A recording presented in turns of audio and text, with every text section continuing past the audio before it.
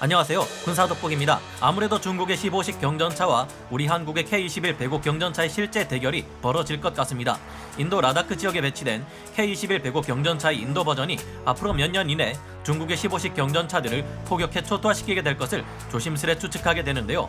지난 영상들을 통해 말씀드렸다시피 인도는 현재 중국과 국경을 맞대고 치열하게 대치하고 있습니다. 중국의 언론 매체인 환구시보는 K-21 배곡 경전차의 성능이 자국의 15식 경전차에 비교해 떨어진다고 깎아내린 바 있었죠. 하지만 중국의 15식 경전차에 맞서 인도 육군은 산악전 능력을 증강시키기 위해 새로운 경전차를 해외에서 도입하는 것을 고려하고 있으며 중국의 조롱에도 보란듯이 우리 한국의 K-21 배곡 경전차를 유심히 검토하고 있었는데요. 현지 시각으로 지난 1월 18일 영국의 군사 전문 언론 매체인 제인스에서는 중국군은 15식 경전차에 대항하기 위한 350대 신형 경전차를 기술 도입 생산하는 형태로 도입하는 인도군 차기 경전차 사업에 최근 하나 디펜스가 K-21 배곡 경전차를 공식 제안했다고 밝혔습니다. 이 보도에 의하면 현재 인도군의 차기 경전차 사업을 위해 우리 한국의 K-21 배곡 경전차는 러시아의 Tu-S-25M 스프루트 SD 경전차와 치열한 경쟁을 벌일 것으로 예상되는데요.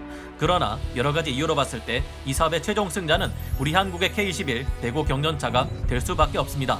군사 전문가들 또한 이 사업에서 한국의 K-21 배곡 경전차가 압도적으로 유리하다고 한결같이 예상하고 있는데 그 이유는 무엇일까요? 중국은 한국에서 가장 높은 고도는 2000m에 불과해서 고지대 산악시험을 할 수 없다.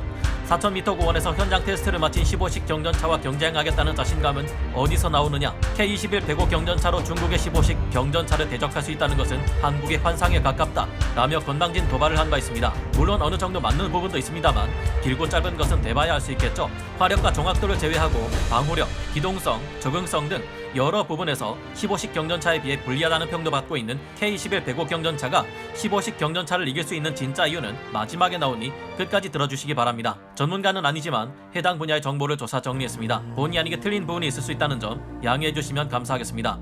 한국의 K-21 배곡 경전차가 러시아 Tu-S-25M을 이미 이긴 것이나 다름없는 이유, 인도군의 차기 경전차 사업에서 군사강국 러시아의 Tu-S-25M 스프루트 SD 경전차보다 우리 한국의 K-21 배곡 경전차가 압도적으로 유리한 데는 다음과 같은 이유가 있습니다.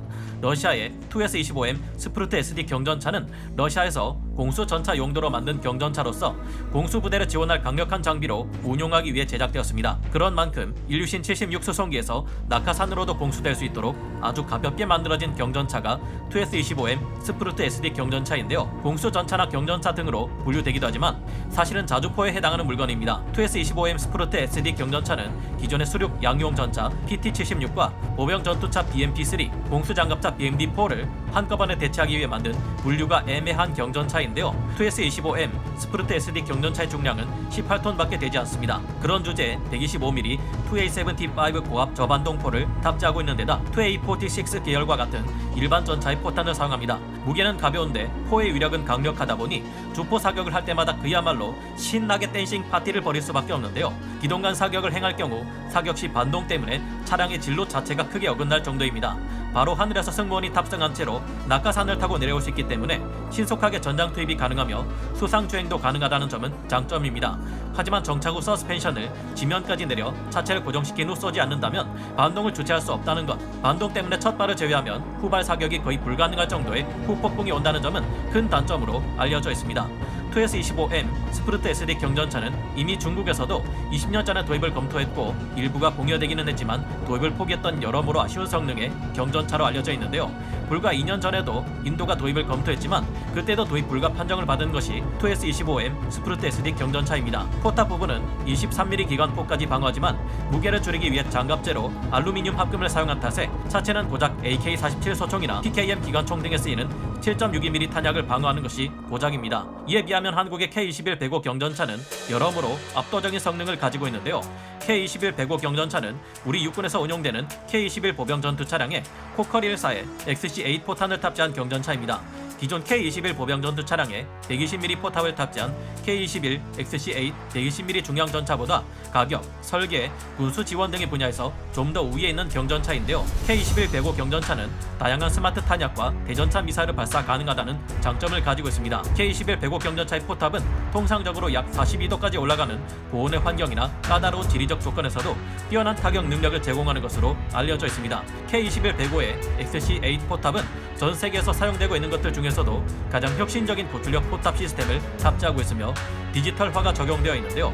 또한 고성능 사격 통제 시스템을 갖추고 있는 데다 주간뿐만 아니라 야간에도 사격이 가능한 3세대 이상급 열상 장비를 갖추고 있습니다. 덕분에 이동 중 빠르게 움직이는 목표물을 향해 안정적으로 105mm 주포를 발사할 수 있습니다. 또한 분당 8발을 발사할 수 있는 버슬형 자동 장전 장치를 탑재하고 있는데요. 이 장전 장치는 포탑의 뒤쪽에 자리 잡고 있어서 포탑의 중량이 앞쪽으로 치우치지 않게 해줍니다. 또한 고성능 디지털 데이터 처리 시스템이 탑재되어 있어 조정수와 포수가 전장 이미지를 함께 공유하는 것은 물론 상황을 통제하며 작전을 수행할 수 있도록 도와줍니다. K21 105 경전차는 중량이 25톤 정도로 장갑의 방어력 면에서도 2S25M 스프루트 SD 경전차보다 우위에 있는데요. K21 105 경전차는 가벼우면서도 복합 적층 구조로 만들어진 차체를 가지고 있습니다. 그 덕분에 정면은 BMP2, BMP3의 2A72 30mm 기관포탄을 튕겨내고 측면에서도 14.5mm 114 중기관총탄을 방어할 수 있을 정도입니다. 상면은 10m 상공에서의 152mm 공중 폭발탄의 파편에 견딜 수 있으며 하부는 대인 지뢰에 대한 방어력을 가지고 있는데요. 포장도로에서는 약 시속 70km, 야지에서 기동 속도는 약 시속 40km 수준입니다. 인도의 요구에 따라 능동 방어 장비, 안티 드론 전자전 능력, 원격 조종 무장 스테이션 또한 옵션으로 추가가 가능합니다. 인도는 K21 105 경전차와 2S25M 스프루트 SD 경전차 두 개의 모델을 비교 평가한 후에 인도 현지 생산 업체를 통해 기술 도입 생산 형태로 경전차를 조달할 예정입니다. 중국의 15식 경전차와 전투를 벌이는 데는 성능상으로 러시아의 2S25M 스프루트 SD 경전차보다 K21 105 경전차가 더욱 유리한데요.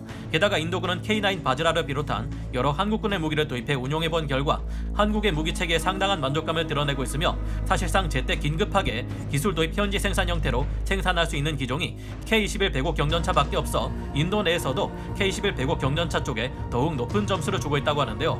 아마도 당장 실전 배치가 시급한 인도의 차기 경전차 사업에서는 K21 105가 이미 이겼다고 봐도 무방한 듯합니다.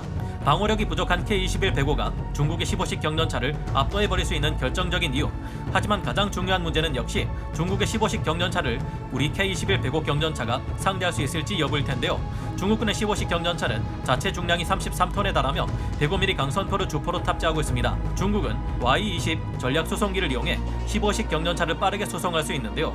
15식 경전차는 주포의 반동을 제어하기 위해 장약을 줄여서 철갑탄을 비롯한 다양한 탄종을 발사할 수 없어 화력에 대한 중대한 문제가 있지만 우리 K21 105 경전차가 가진 장갑을 격파하기에는 충분한 위력을 가지고 있습니다. 기동성도 비슷하지만 방어력 면에서는 15식이 K21 105 경전차보다 우위에 있다는 평가가 대세라는 점이 문제입니다. K21 105 경전차는 아무래도 빠른 기동성을 확보하고 수상 도하가 가능하게 만들기 위해 장갑을 그만큼 가볍게 만들었는데요. 그만큼 RPG-7과 같은 대전차 로켓을 방어하기 어려우며 하버의 대전차 지뢰 방어 능력은 거의 전무한 수준이라는 것도 문제입니다. 물론 이에 맞설 15식 경전차도 가벼운 장갑을 가진 만큼 장갑이 전차치고는 약할 수밖에 없지만 보병 전투 차량 K-22를 기반으로 한 파생형인 K-21 105 경전차보다는 생존력이 높은 편인데요. 그래서 K-21 105 경전차의 이런 문제점을 해결하기 위해 능동 방어 장비와 반응 장갑을 부착하고 하부 구조의 재설계가 이루어지지 않을까 추측해봅니다. 대신 이렇게 할 경우 5톤 이상 중량이 늘어나는 것을 피할 수 없으며 무게가 결국 15식 경전차와 크게 차이나지 않을 정도로 무거워지는데 현재 750마력 엔진으로는 기동성에서 밀리게 된다는 점이 문제입니다. 15식 경전차는 33톤 중량의 1000마력짜리 엔진을 사용하기 때문이죠. 아무리 메이드 인 차이나는 역시 믿을 수 없다고 하지만 15식 경전차는 중국이 자랑하는 것처럼 고산지대에서 운용해본 결과 개량을 거듭해온 경전차이기에 무조건 우습게 볼 수만은 없을 겁니다. 하지만 우리 하나에서는 이 점을 해결하기 위해 이미 인도에 수출한 바 있는 K9의 차체에 K21 105 경전차에 사용되는 105mm 포탑을 얹은 새로운 경전차 체계 개발을 인도에 제시한 상태입니다. 47톤이나 되는 K9을 시속 67km까지 가속시키는 데다 1000마력의 강력한 출력과 유기압 편수 장치 등으로 험지 극복 능력이 뛰어난 K9의 자체는 가파른 경사도 잘만 올라가는데요. 47톤의 K9은 고속으로 주행하다가 급정거도 가능하며 드리프트까지 하는 가공할 기동성으로 미군들을 깜짝 놀래킨 바 있습니다. K9의 강력한 파워팩과 차체라면 산악은 물론 평원, 정글, 설원, 사막에 이르기까지 기후에 관계없이 기동성을 보장하며 이 덕분에 수출 시에도 큰 어려움이 없습니다. 이런 K9의 차체를 새로운 K21 105 경전차의 차체로 사용한다면 중량이 훨씬 가벼울 테니 날아다니는 기동성에 방어력까지 뛰어난 초강력 경전차가 될 것으로 보이는데요. 벌써부터 끓어오르는 혈압에 뒷목을 잡는 중국군 전차병들의 모습이 떠오릅니다. 부디 우리의 새로운 K21 105 경전차가 인도에 잘 수출되어 아시아의 평화를 어지럽히는 적들에게 강력한 능징을 가해주기를 기대해봅니다. 오늘 군사 돋보기 여기서 마치고요. 다음 시간에 다시 돌아오겠습니다. 감사합니다. 영상을 재밌게 보셨다면 구독, 좋아요, 알림 설정 부탁드리겠습니다.